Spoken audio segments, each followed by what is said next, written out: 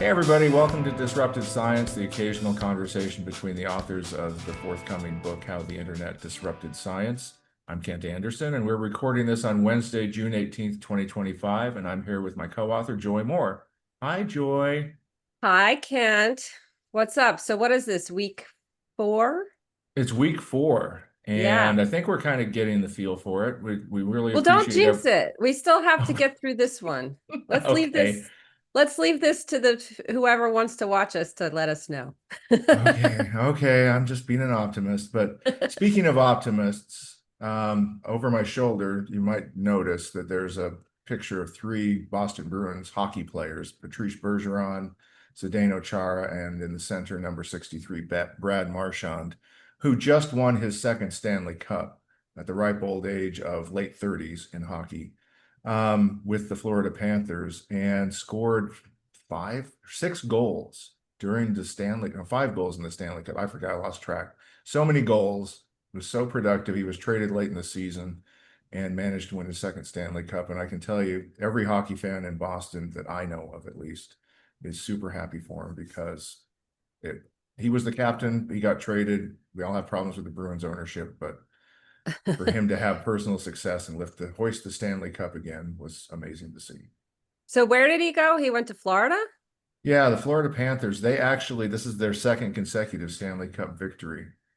Is And that like what is with Boston? Is that like Tom Brady went to yeah, Tampa? Why I did are know, they I know. becoming snowbirds or Yeah, it's is like there some Southern kind of Massachusetts down there or something. I don't know. It's like they steal all our best athletes and then win championships. And yeah. luckily they don't have a nose for baseball, but then neither do we. So we just traded another player. Enough sports talk. Anyhow, I'm very happy for Brad Marchand. I love comeback stories and ways that great competitors can get to taste the peak of victory one more time. And he was super thrilled, and I think a lot of hockey fans were too. So it's a great little story. That's what I'm kind of happy about today. So Awesome. anything you're happy about today? I'm happy about I got to take the dogs to the beach this morning. We haven't done Nice, that in a while, and nice. there was nobody else there. So that's a That's good always day. nice. That's a good day. That's a good day. Well, this week we want to talk about kind of following up on an interview we had with Anita Chan from the University of Illinois Champaign, published yesterday on the Geyser. We're going to take a deeper dive into AI and how it's being embraced in the scientific publishing space. And the major question we're asking is, does AI lead us down the wrong road? And what kind of triggered this was you came across the peer review week Yeah, theme the this year. announcement for the theme for peer review in September, I believe, peer review week is peer review in the age of AI. And that just got me thinking, how do these two things go together? I know there's been a lot of software development for the kind of the tactics of peer review to help some of the administrative work and pre-checks and things like that. Um, but in general, the broader notion of combining very human, specific, in many cases, opinionated, and thoughtful review of work with AI, which is kind of designed to do the opposite, right? And that came out Right. a lot in Anita's writing. And so that's what kind Right. of triggered the notion of let's talk about that for a little bit and see if we can kind of pick apart and make some sense of it or raise some red flags if we've got any worth Yeah, raising. or maybe we'll end up loving it and being Yeah. big advocates by the end of our discussion, but I don't think so. One of the things that really jumped out of Anita's interview to me was she really puts her finger on the arrogance of move fast and break things, where it's kind of this notion that, oh, what all you yucks have been up to over these past 4 centuries has been garbage.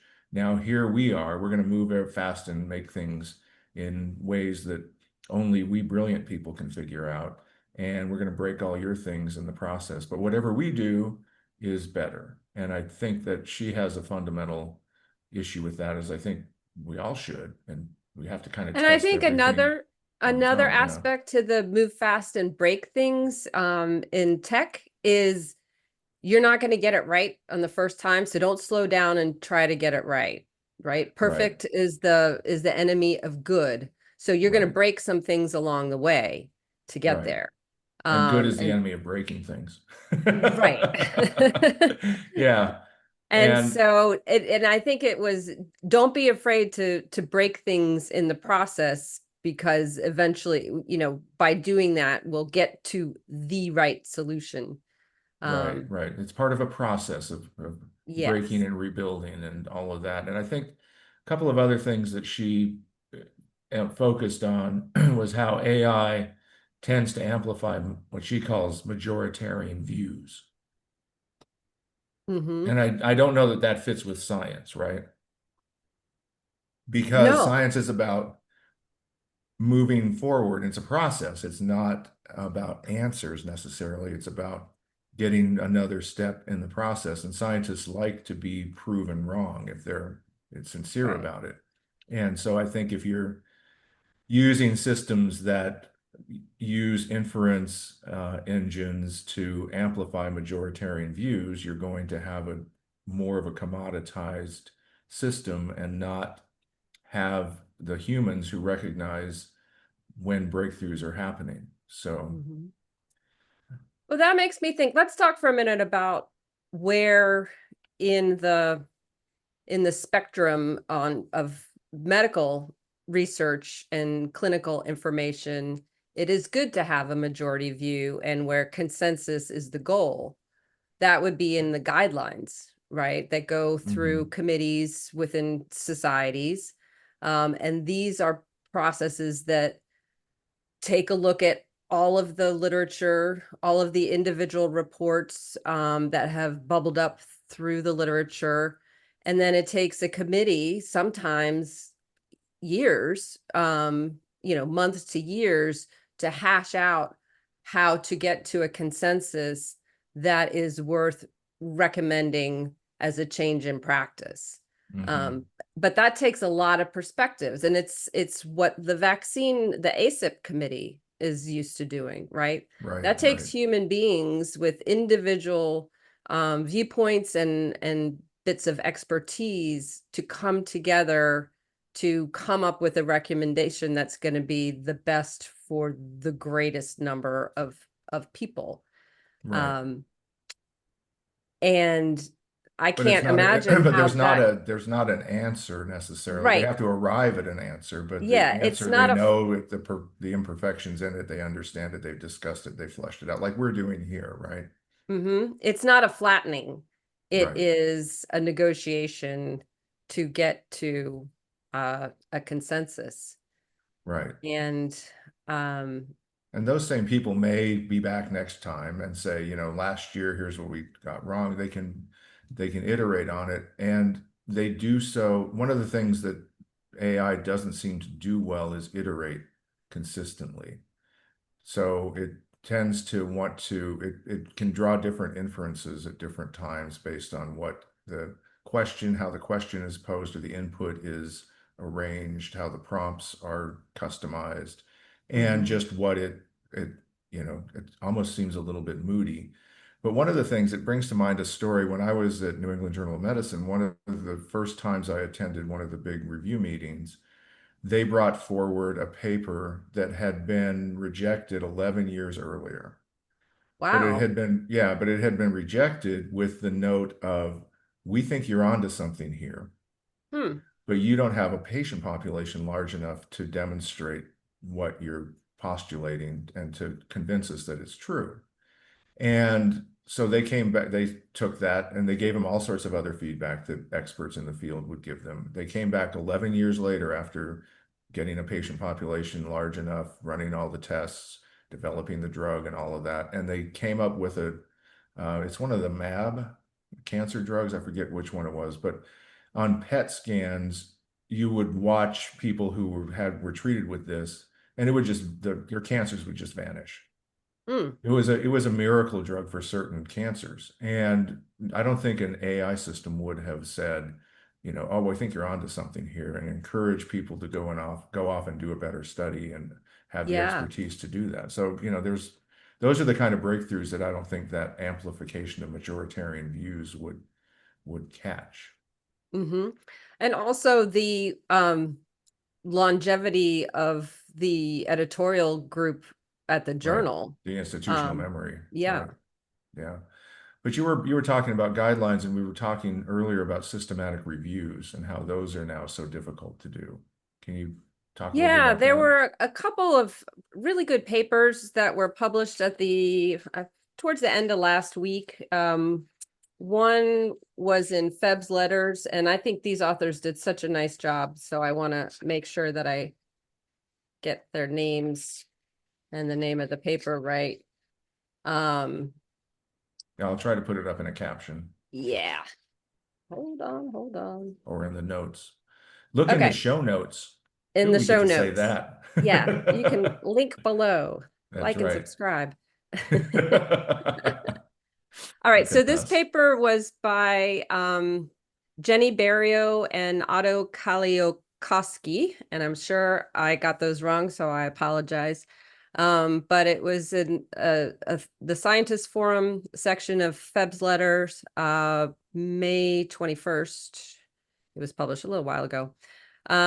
And the title is Fraudulent Studies Are Undermining the Reliability of Systematic Reviews on the Prevalence of Problematic Images in Preclinical Depression Studies. Mhm. So this was kind of it was very thoughtful of them to write this up because it wasn't it was a kind of a behind the music. This is a Mhm. paper about what happened when they were trying to write a paper. They Mhm. weren't out there doing fraud detection. It found them.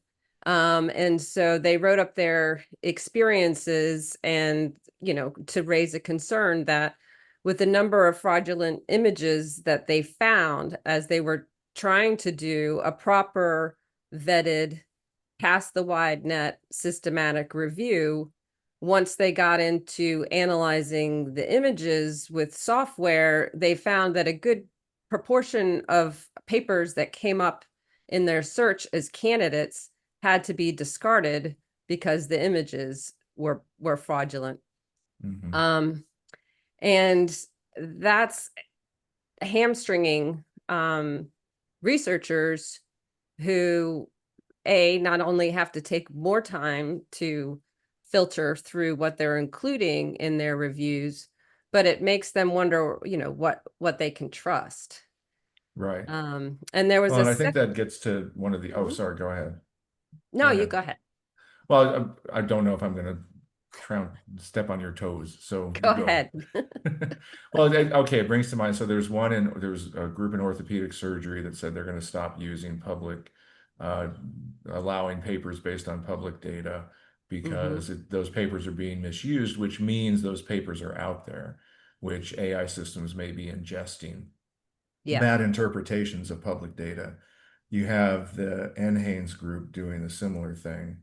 And Hmm. then the vaccine registry for adverse events, VAERS, There's, yeah. VAERS is being appropriated badly by people who have an anti-vaccine agenda. And so you have these papers going out there being ingested by AI systems and then AI systems generating papers. So it seems like it's not going in the right direction. But you were going to say, I'm sorry to have interrupted you. No, I mean, that's a good point. I mean, I spent some time going through the references in the Maha report. Mm, Um, and there were a lot of NHANES based papers. Again, it's not that the NHANES data is wrong, it's that it's being exploited for people to churn out papers um, based on kind of whatever point they want to make. And a lot of the references in the report were like one after the other of, we found this in Poland, we found this same thing in France. And it's just a formula where they can, go in and whip up the data and then churn out these these papers, and we were talking the other day, like in the context, and the authors of this paper in Febs pointed it out, and it really hit home, is they were surprised to find that a lot of the papers that had the fraudulent images were not, they were middling papers. It was an okay, conclusion. It was nothing really to write home about, which made me think these people are cheating to get a C minus, right? Like Right. that is such a jerk thing to do, because maybe it's enough for you to get a citation, to get published, to add to your CV, to, for your next performance review.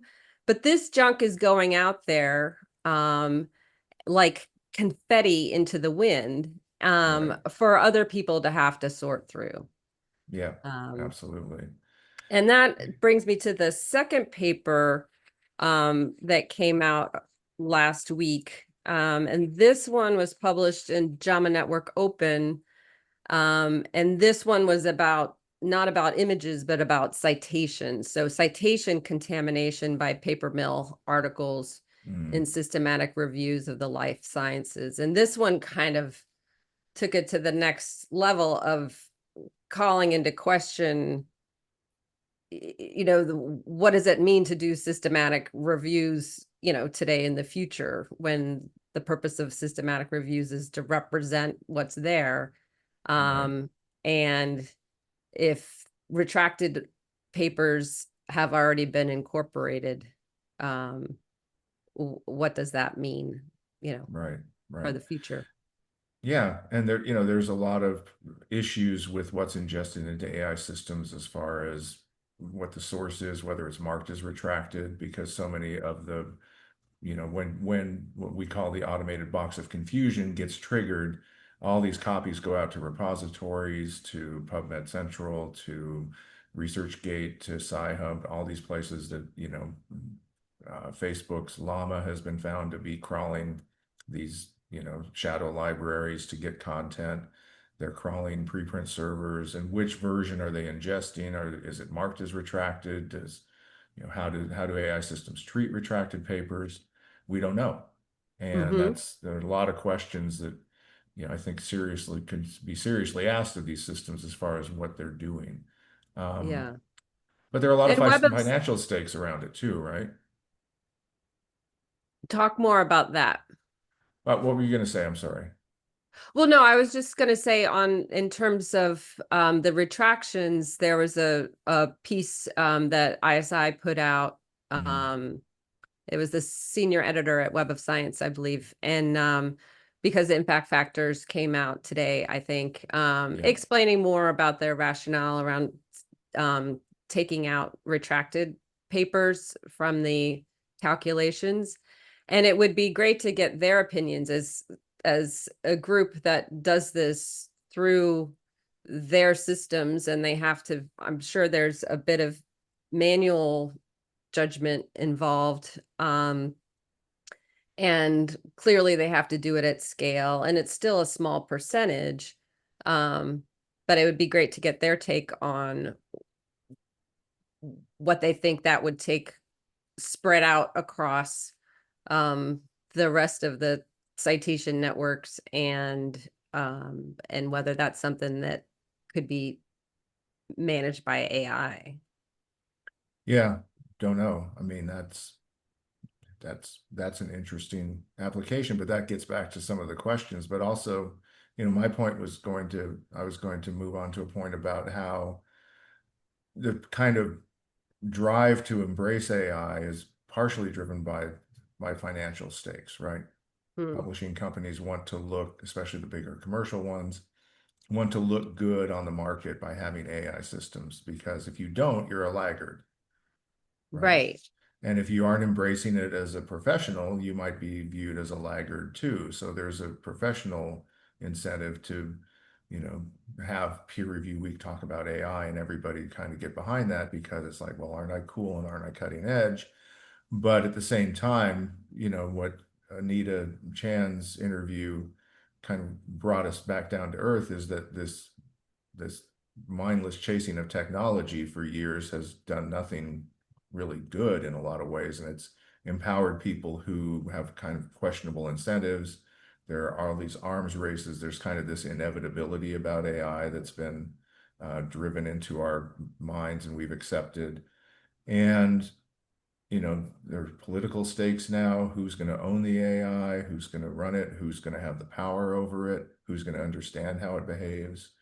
Mm-hmm. And there are also commercial incentives for shortcuts because as these things become more heavily used and consumer facing, people are going to want fast response, right? They aren't going to sit patiently for 5 minutes while the AI gets the best answer possible. They're going to want Yeah. response, in 20 seconds. So, and AI companies are facing, pressure to conserve energy, to not, eat the planet while they're trying to get an answer for what's the best way to make creme brulee. And, you know, so they're going to be getting as many shortcuts as possible too. So there are lots of things to think about in this space. It's dynamic, it's commercial, it's full of ideas. And historically, AI was started because people wanted to create an artificial brain to understand how our brains worked. And now it's Mm-hmm. become this technological drive to replace us, which is another aspect of the technology piece that I think we need to appreciate too, that how technology has kind of moved into this replacement of human Yeah. activity zone, which we kind of started talking with. But there's my monologue. Sorry. Did you see Ed Zitron's post yesterday on sincerity? I did Um, not. if you haven't, check it out. It's a good read. Ed Zitron is a journalist, I believe, but he's one of the most outspoken critics of AI in how it is being financed and how it's being sold to the public. Mhm. And he's really smart. He's a good read. But his post yesterday was about how AI is talked about in the media, and he's making the case for sincerity, Mhm. and that this dedication, not only by the companies who are promoting what's just around the corner, but also um, the insatiable need for journalists to basically take whatever they say and run with it. Right. And so it's whether to scare us into statements that AI is going to replace a third of the white collar workforce in 3 years, or whatever. They're just Right. taking these statements from the AI companies and putting it out in the public to get people riled up, or AI is going to solve this and it's going to solve that. And so he made a pretty strong case against what we're not seeing there is evidence that it's actually, people aren't backing it up with examples. Right. Um, and I wonder how the examples are going to start to come out of what the experiments or production workflow tools that have been put in place with journals. Right. And Yeah, I it'll be don't know interesting. where we And are in terms of, proven results and things like that. So hopefully that'll be something that's talked about at peer review week in some of the yeah, presentations. yeah, I hope so. Because other industries you've heard, the workers complain about it. It adds to Mm-hmm. their workload. It complicates their systems. They don't like it. It makes things that they had handled more difficult to do. And so they wanted, the ability to turn it off. And so it'll be interesting to see if people and handling the workflows and peer review and all of those things have a similar experience in scientific publishing. Mm-hmm. But yeah, it's a hype cycle and everybody benefits because all those journalists get clicks and they look good. Yeah. And I mean, this is we're living in a hype cycle and we need to so our job's to puncture that. So we're going to puncture it a little bit. But I think, Hey, and if there's hype worth bragging about, we're Yeah, if there are looking for it. results, that's Yeah. great. Yeah, that's great. Yeah. I mean, I think, I think there are really good AI implementations in very narrow spaces. So, Mm-hmm. there are probably really good ones in astrophysics handling all sorts of stellar data to get it to a point where a human can look at it and make sense of it, right? Where they Yeah. can do a beautiful animation of a flyby of Io or Mm-hmm. something like that with the help of AI. But I think the narrowness is crucial in some ways because, as you and I have talked about, science is not one thing. Science No. is a lot of things. It's a process. So you can't throw an AI system at science Mm-hmm. necessarily. You have to have it customized and manufactured for something, some specific purpose. And so some of the things we talked about, as far as production tasks, routinizing those. I mean, I still worry about that because my experience has been that actually handling little things can give you big insights, Yeah. and dithering over details, can make you pause and get a pattern in your mind that you wouldn't have had otherwise, even across time. And so, and catch things that an AI system, if it's you know, devoted to a discrete paper and or a discrete journal may not catch that humans in the lunchroom talking, comparing notes might catch. But if you Yeah. don't have those things as part of your mental library, you're not going to be talking about them with your colleague and saying, yeah, did you notice that too? Oh my gosh, yeah, we've got to tackle that. That's something the AI Yeah. system is going to be like, my job's done. I'm out of here. So, Right. And particularly, thinking about the society journals that I've worked with over the years. I mean, they're going to see a paper and they're going to know that, so and so is in a beef with, somebody else. So, that's the classic. So we're not going to send that out to peer review to that person. Or they might know that they've just published something somewhere else, or there is that context of everything might tick the box. They've filled out all the application appropriately and all the pieces are there and the images aren't fraudulent, but there may be something going on within the context of that community that would either make that paper more important or might be something that they want to take a closer look at. right. And Or they that's may just where, have the interpretation kind of, wrong. But, I don't know. yeah. The boundary for these systems is really important to monitor. Hmm. How far they go into the intellectual process of evaluating new scientific claims. And I Yeah. would I would tend to pull up shorter, and than maybe some of these systems are proposing to pull up. Yeah. And is the workload on staff for checking the checklists, um, is that greater or less than the amount of work that they would have had to do to just do it themselves? Right. Yeah, exactly. And that'll be interesting to see. So if you are one of those people using AI and you're Hmm. finding it frustrating, let us know. And if you love Because it, please tell us why. yeah, yeah, yeah, we're happy to hear either one, but we want reality because Mhm. that's where we're going to get the answers. And so, we're in a hype cycle. Everybody's saying this is great and everybody's trotting around with AI placards, but we Mhm. think that there's more here than meets the eye, and we need to kind of peel it back and make sure it's actually serving science and actually serving the claims space well, and making sure that scientists are getting the best information possible, because Yeah. tech doesn't have a great track record in helping us out, actually. If you look back over the last 20, 25 years, they tend to, they say they're part of the solution, but more often than not, they seem to be part of the problem. So, Well, and Anita's book took us back a century, right? And right. what we learned the last time, or Mm. in recent history, that there was a big push in this country to develop data on individuals and kind of what happened with that. Should we spend a couple minutes talking about that? Because that Yeah, brought because out it's some really fascinating. themes. Yeah. Yeah, so the big data movement seems to have started with the eugenics movement.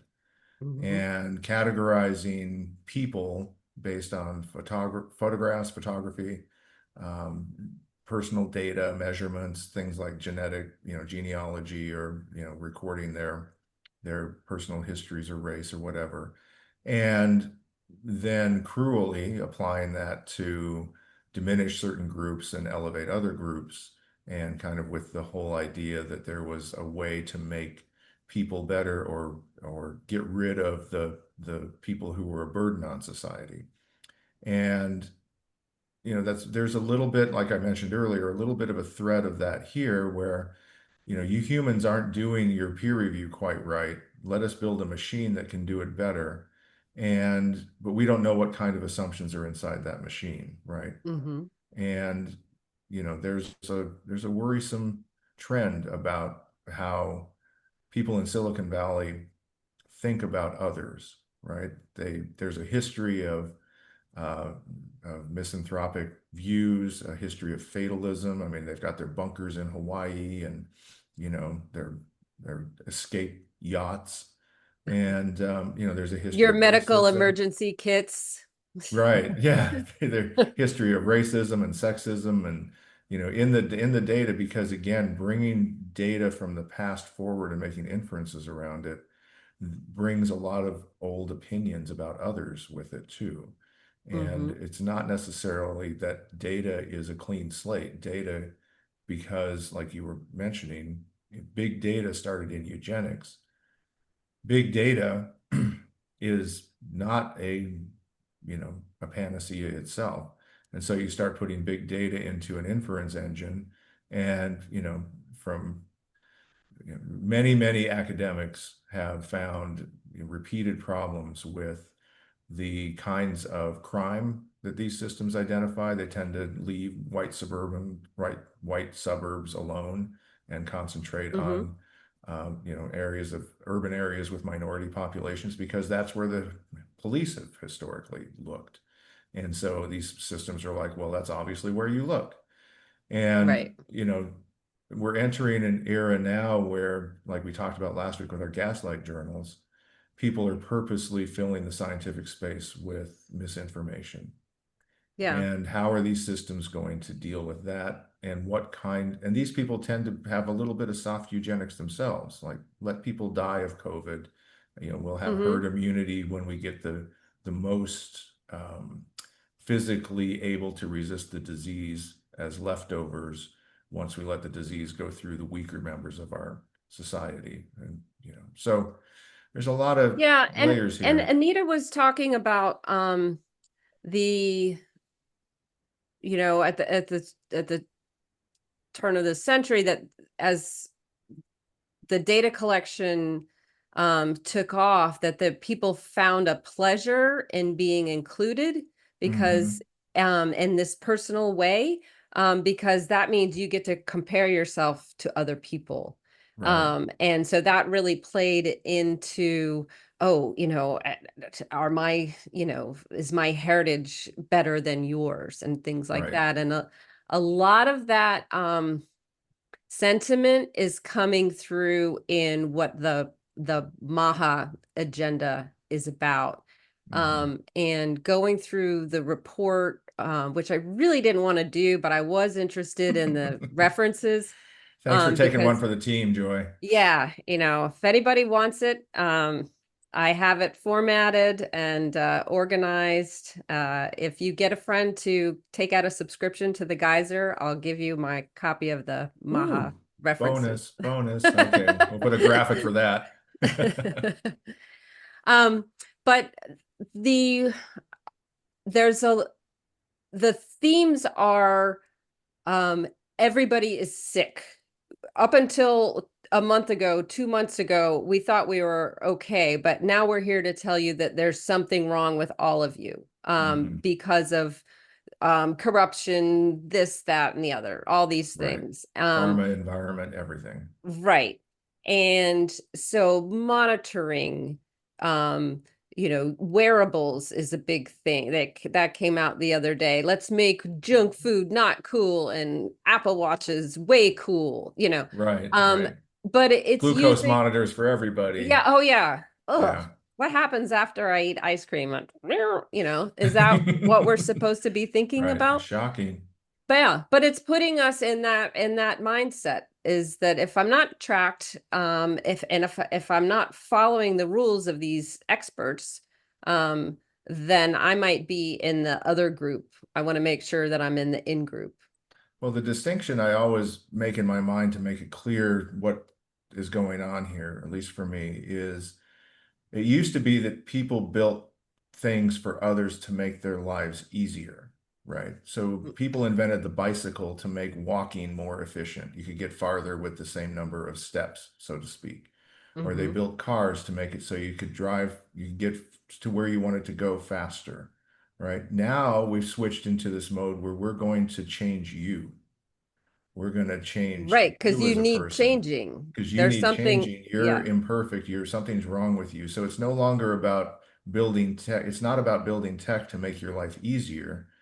Because if you've ever tried to use some tech in the last 5 years, you know that that's not what's happening. I mean, I just had a great Bluetooth experience, like three great Bluetooth experiences yesterday, and Siri still is an idiot. But it's not about making your life easier. Now it's becoming about changing you as a person, and that is definitely eugenic, uh, curious. yes. So, yeah. And the other thing, one other thing, and then I think, maybe we can move on. But the business model aspects of this have to also be factored in. So there's licensing of content to AI systems. They're paying some publishers for this. Those seem like cheap date tickets. I think we're not selling for the kind of money we could, but at the same But we time, don't know what it's being sold for. So it's either a awesome deal for nothing, or it's a terrible deal well, right, but in the but end. then you have all this OA CCBY content, and there's more and more concern about CCBY and all of that, and as there should be, always should have been. But if I'm running an AI system, am I going to privilege licensed content over OA content, or am I going to privilege OA content, which I never will have to surrender or pay for again, most likely, over licensed content? So if I'm smart and I'm thinking about my profits down the road, I'm going to privilege OA content over Hmm. licensed content. And just so my system doesn't croak if Taylor and Francis or Wolters Kluwer or somebody else pulls out all breaks the contract ends and we can't come to terms. And they need to Yeah. get rid of all that content. So it's, there are business model aspects to this that also need to be considered when you start talking about how reliable, robust, and you know, good these systems are going to be over time. Well, neither scenario makes more sense than the other, because in terms of focusing, there could be a case for I'm only going to use licensed content. I'm going to take the Mhm. high road. I'm going to pay top dollar for copyrighted content, Make the and best. my products are going to be based on the best. Or Hmm. you could do the other and say I'm going to just take what's available, and there's plenty of it, as a bigger volume play at this point. Hmm. And so that'll be enough. But neither one of those makes any kind of sense when you're talking about scientific information. You Right. the science doesn't know who paid for it, you Right. know, and it Exactly. doesn't care. Yeah, Um, but the fact that there is a business model cut point inside this potentially, and I think actually, yeah. is exactly to that point. It doesn't make sense for science. It doesn't make Hmm. sense for the truth-seeking behavior because, again, these are commercial things. They're being offered.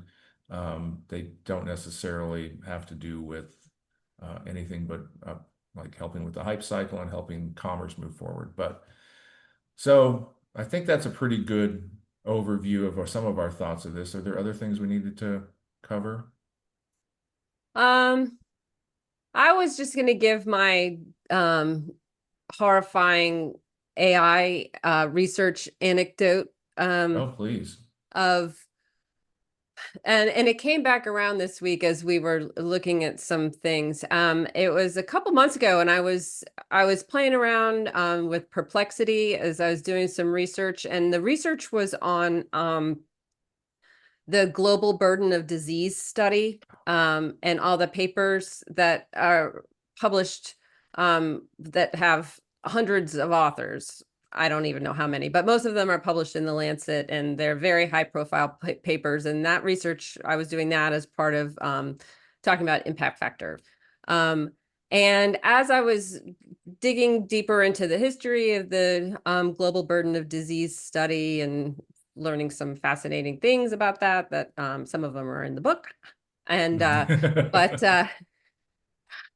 it slipped in references for the Great Barrington Declaration, which shares the same three letters, GBD, but it is literally the opposite end of the spectrum of what I was looking to find.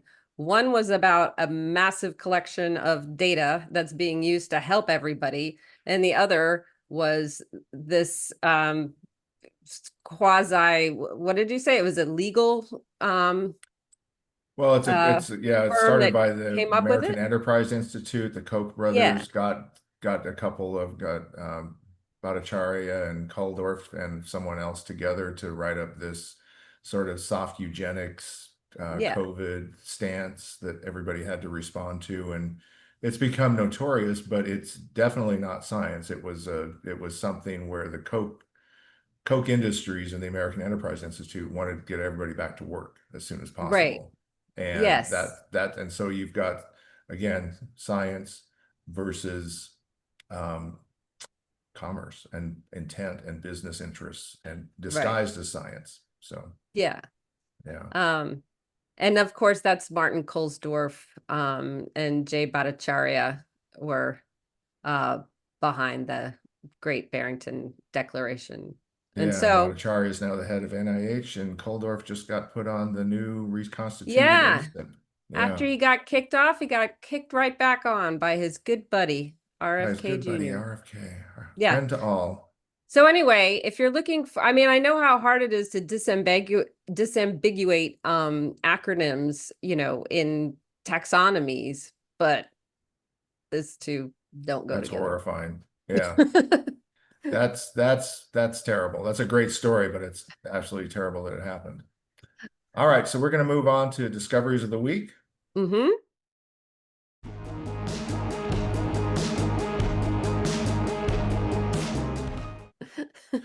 All right, so my discovery of the week, and this we have to warn everybody right off the bat. This is going to be if you're sensitive to imagined smells, you may want to brace yourself. We don't want to trigger anybody, but mine came about when I was doing research on supplements and some of the things that came up, and I came across a website called smellyurine.org, which is just a lovely URL and one I didn't expect to encounter ever in my life. And so I always love these delightful little discoveries.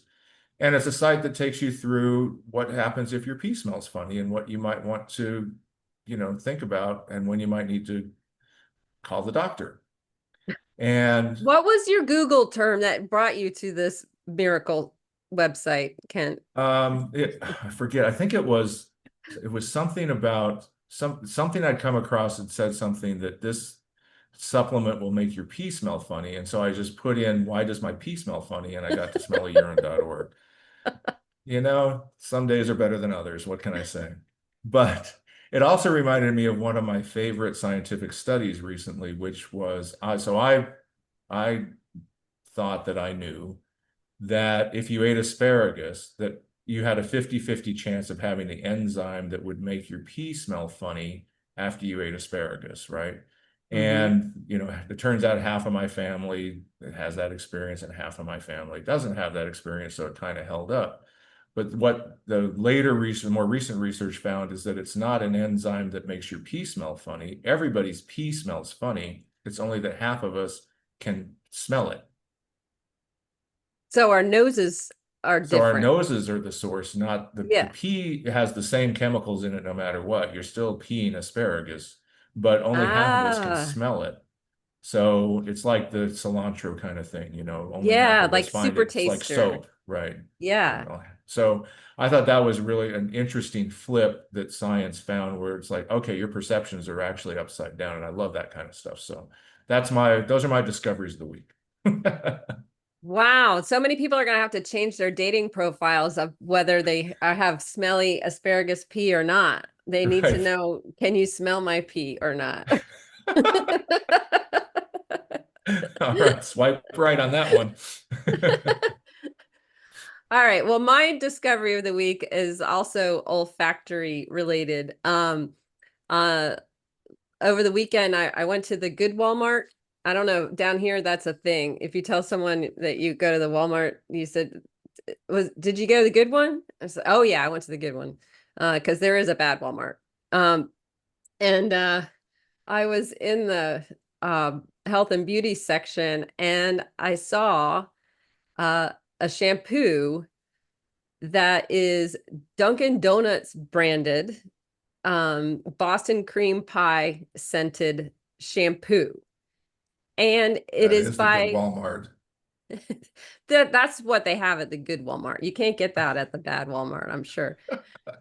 And but not only that, and they had a couple of other flavors. I think they had like a strawberry sprinkle one too, but the Boston cream pie shampoo, donut flavored shampoo just made me just crack me up. And I was wondering if it's Maha approved because it is by a vegan brand. I think it's vegan, it's native, and it's Mm. paraben free, aluminum free. So it doesn't have any chemicals that'll clean But your it's hair, junk but food. it'll make you but it'll make you smell like junk food.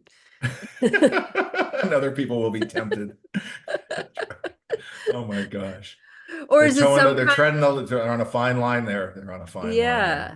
Or is it some kind of like really warped cognitive behavioral therapy? Like if you smell like Dunkin' Donuts all the time, you'll get an aversion to wanting to eat them. I don't know. Well, so did you get it? No, it was expensive. That was the good Walmart. I don't have that kind of Dunkin' Donuts shampoo money. Well, ladies and gentlemen, you're going to have to conduct that experiment on your own. But remember, you have to go to the good Walmart to do it. Good Walmart. So, yeah, it sounds awesome. That's a great one. All right, so that's it for this week. Let us know what you think. We love your feedback, and we're watching all the data so we can see whether we're doing well. So, thanks for your time. We hope you got something from this. You can reach us at disruptedscience@gmail.com. And on behalf of Joy and me, let's slow down and fix things from now on. How about that? Yep. All right. Thanks, All everybody. right. See you later.